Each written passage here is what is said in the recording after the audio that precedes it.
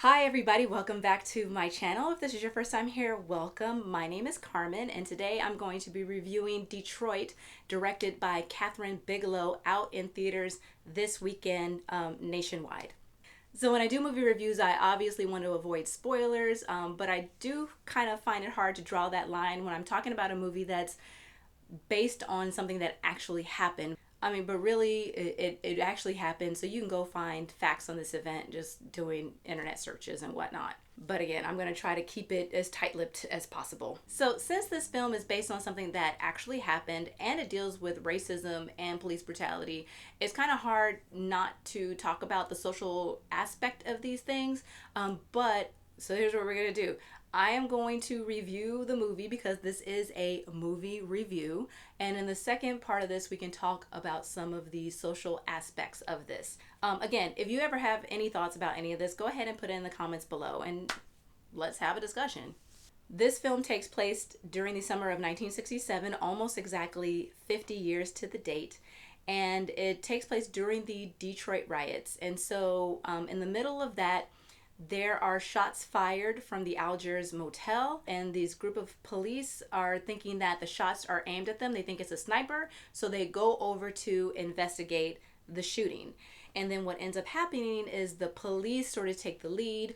They are led by this one police officer, basically, who then takes over, traps the people in this hotel, and by the end of the night, 3 people are murdered at the hands of the police. So this movie was directed by Kathryn Bigelow, and she also directed The Hurt Locker and Zero Dark 30.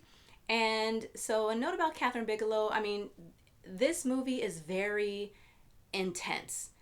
Pretty much from the start, it is just intense, super intense, and it really does not let up throughout the whole film.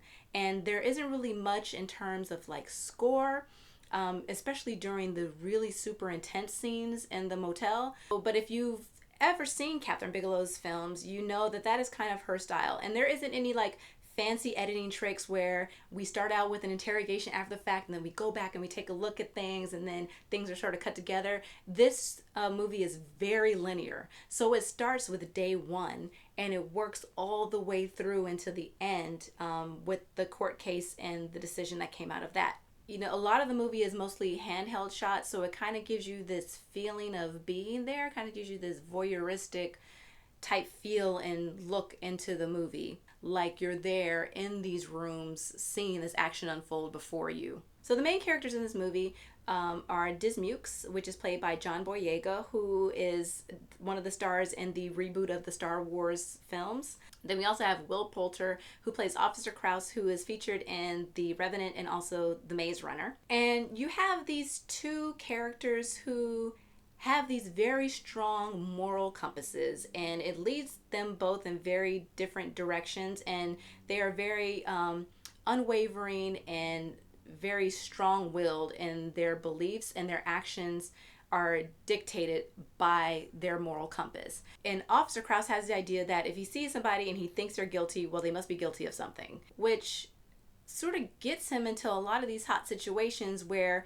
he is interrogating people, trying to get things out of them that is not there. He assumes guilt, and he does not allow for things like due process, where you arrest someone with probable cause and then they get interrogated. They have representation in the form of a lawyer. There's a trial by a jury of their peers. He does not allow for this. He is going to get whatever he needs out of you any way he possibly can, because he knows you're guilty. So if he thinks you're guilty, you're absolutely guilty. So you have Dismukes, who inserts himself in these situations whenever he sees something wrong happening, or he's trying to be a protector. He's trying to de-escalate the situation.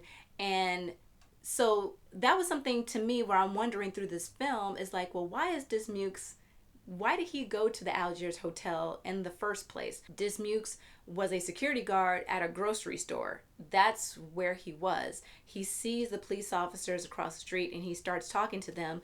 That's when these shots happen. And so I'm wondering, well, when that happens, why didn't he just hold his post like he was hired to do a job at this place, but instead he goes over to the motel That part wasn't really, I feel like that wasn't really explained a lot. I mean, I guess if you think about the type of guy that he is, but other people don't put themselves in that situation, and Dismukes does, because that's the kind of person he is. He wants to see things done, you know, in the right way.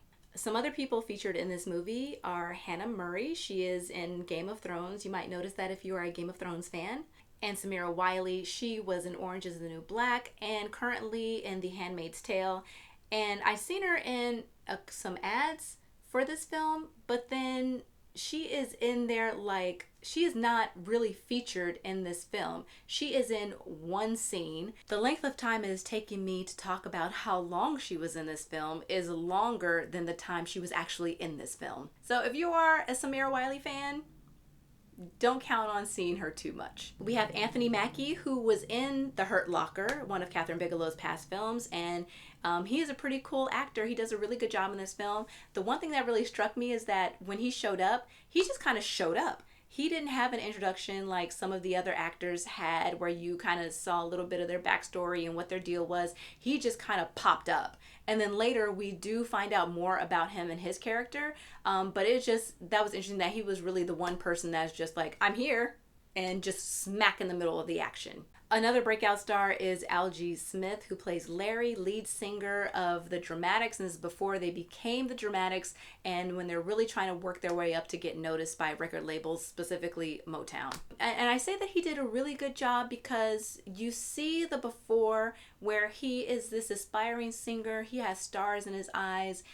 You know, he really has this love and this passion for music and for performing, and then this horrible thing happens to him and the trauma that takes place, and you see that turn, and it completely makes sense, and you see that it's different for him having gone through that and his other bandmates who were not there. And he does that transition very well of being that aspiring singer to this really deeply traumatized person. Some other things that struck me is that the Dismukes character says to one of the men that has been trapped in this house, he says, I need you to survive the night. And immediately that made me think of, oh, well, this is like The Purge. And it kind of is like that because you have this state of chaos and disarray in Detroit during these riots, and it does feel like it is lawlessness in the city, and very much like The Purge, where you're just trying to get through the night to see the day without being murdered. So that pretty much does it for my review of the film, and now to kind of touch on some of those topics of like racism and police brutality, because it is unavoidable talking about those things when you are talking about this movie. So the feelings that I get when I see, you know, like news reports involving police shootings and some of the way that people react to that and some of the comments that come out of that, it feels like some people feel like if you put the spotlight on a bad police officer or a police department that has a track record for being racist and using excessive force, that it is condemning all police in general. I would think that if you are a good cop or you know good cops, that you wouldn't want bad cops in the mix giving the profession a bad name. And I understand that being a police officer is a whole different experience that a lot of people will never be able to understand. But you have to admit that there are people out there who are terrible cops and they need to be dealt with. They can't just be allowed to continue being terrible cops and giving the profession a bad name. Police officers really know each other the best and that they stick by each other. But again, if you're sticking by a bad cop, that's just making it things worse for the communities that you serve. These topics are very complicated and there can be so much said. I mean, you can go for hours and hours talking about this, but let's go ahead and put it in the comments. Let me know what you think about Detroit, if you are going to see the movie, if you know anything about that situation that happened 50 years ago, go ahead and let's talk about it in the comments.